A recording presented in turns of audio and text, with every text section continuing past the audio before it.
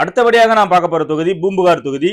பூம்புகார் தொகுதியில கடந்த முறை திமுக வேட்பாளர் நிவேதா எம் முருகன் அவர்கள் போட்டிட்டு இருக்காங்க.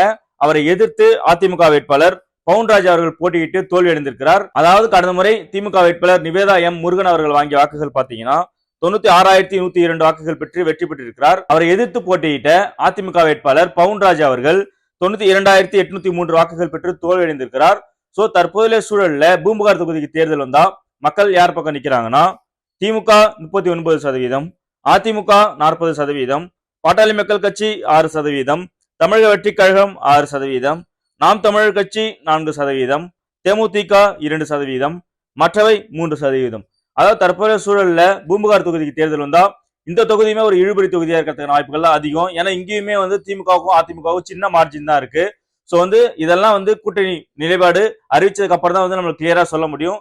பட் தற்போதைய சூழல்ல பூம்புகார் தொகுதியும் இழுபறி தொகுதியா இருக்கிறதுக்கான வாய்ப்புகள் தான் அதிகமா இருக்கு.